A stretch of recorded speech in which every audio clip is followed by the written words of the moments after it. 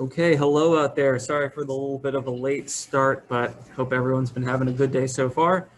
Today in class, we're going to be continuing to work on our short stories. Yesterday, I reintroduced the project. I told you the due date was pushed back to a week from tomorrow. The 24th is the due date, although you have a one-page draft due at the end of this week. You also were supposed to complete your short story pitches. They were due at 8 a.m. this morning. If you have not finished that, it's late. Please make sure you turn that in so I have some idea of what you're working on.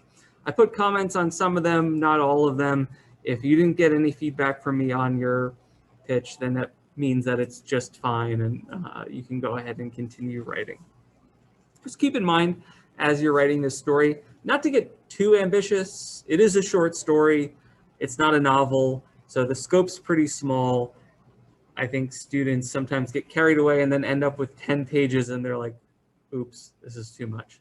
So probably are going to write less than you think. Although, again, if you want to write a novel, by all means, knock yourself out. Yes, the pitch is in Canvas if you weren't here and you want to check it out there.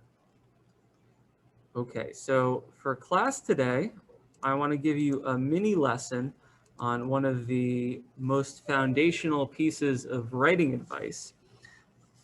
I'll explain that, let you practice it, and then the rest of the period you can have just to work on your story. Do it, whatever works for you in terms of making progress. A lot of you are going to still be in the earlier stages of that writing, so you might want to just spend time planning, brainstorming, outlining, free writing, whatever works for you. Okay, but let's talk about this idea of show, don't tell. This is like the first lesson if you ever take like a creative writing class down the line. So what does that mean? Well, as the name implies, it's all about showing the reader what is happening and what a character is experiencing rather than simply telling them what to feel. I mean, think about going to the movies and let's say seeing a horror movie. If you were watching this suspenseful scene and the actress on stage was just like sitting there blandly and just said, wow, I'm really scared, that would be kind of boring. It wouldn't really elicit any emotion from you. Rather, what actors and actresses do is they show emotion on their face, right? We can see the emotion in them, and because humans are empathetic and we feel things that other people are feeling, then that feeling transfers to us. So when we see the emotion, then we feel it too. But if we're just told to feel something, that doesn't do anything for us, right? We need to feel like we're there. And that's kind of what this advice is all about. So you want to avoid telling writing, writing where you just directly say what the character is feeling. Ava was feeling excited, right? That's not going to make any reader feel excited or enthusiastic. It doesn't do anything. So instead, what's the alternative? Showing, right? Describing the details, creating, like painting a scene in the reader's mind's eye of what's happening. Okay? And the way to do this is to focus on the details, focus on the senses. Describe the face, the facial expressions of the character. Don't say they're sort of depressed. Talk about their mannerisms or how they're moving. Don't just say, they're feeling sort of bored. Okay? Those little physical cues that you write about are much more powerful than even the most grand adjectives. Okay? So those descriptions help the reader to empathize with the character, and it makes the reading experience just more engaging, more captivating. Okay, so let's look at a couple of examples of that. Here's one. The girl sat in her dark bedroom, terrified of a soft sound in the dark. Yeah, it's fine, but that word terrified here is telling us what she's feeling. This isn't really conveying much emotion. There's not much tension here. Okay, so we could improve it by adding those sensory details. With the covers pulled tight over her head, she could still hear that muffled sound of what she hoped wasn't footsteps in the hallway outside her room. Okay. So now we have an image in our head. of a girl with her sheets pulled up over her head. We can hear these kind of muffled footsteps in the distance. And so all of a sudden, it's sort of like we're there. And they never use the word terrified, but we could infer that she's feeling scared in this moment. Here's another example. Say some guy's out on a date. He sat at the restaurant table, nervously wondering whether his date would stand him up. Again, this is telling because it's telling us he's nervous. And what is he thinking? He's thinking, is my date going to stand me up? Right? So this is telling. You could see it kind of just sits flat on the page, doesn't really do much emotionally. So here would be an improvement. We don't have to tell anyone that he's feeling nervous. It's all implied. He sat at the table across from a very empty seat, twirling the ring around his napkin like someone struggling to remember the combination to his safe.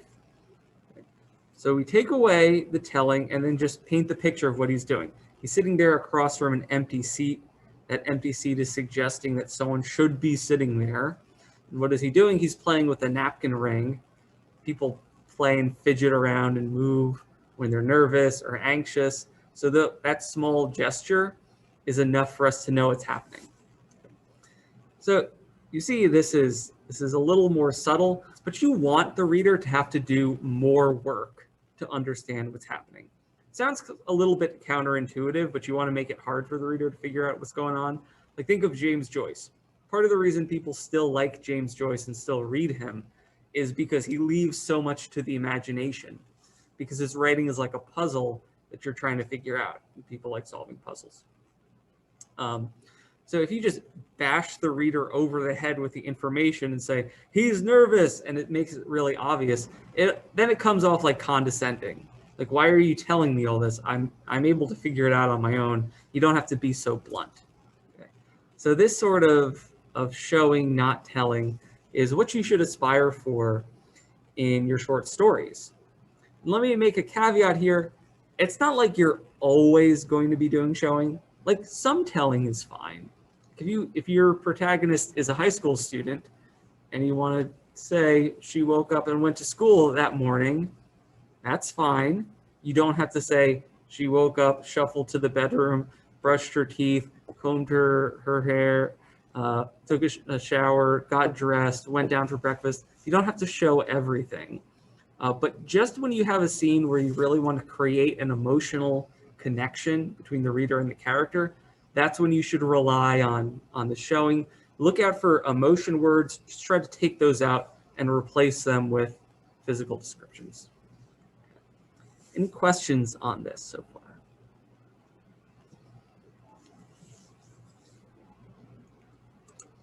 Okay, well then let's practice this for ourselves. What I have here is 3 scenarios, and you're going to pretend you're writers creating a story around these scenarios, and you're trying to convey what the characters are feeling, but you're not doing that through telling, you're doing it through showing. Okay. So choose one of them, and then write 1 sentence or more from a third-person point of view, okay, describing what the characters look like.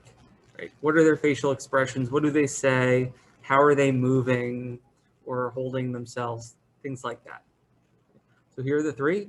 A boy, it's a birthday present from his grandmother. He opens it, but he really doesn't like the gift. But he doesn't want his grandma to know that because he doesn't want her to be upset. That's scenario 1. Scenario 2 is a student is called up for a presentation in class, but the student forgot about the presentation and they're totally unprepared for it.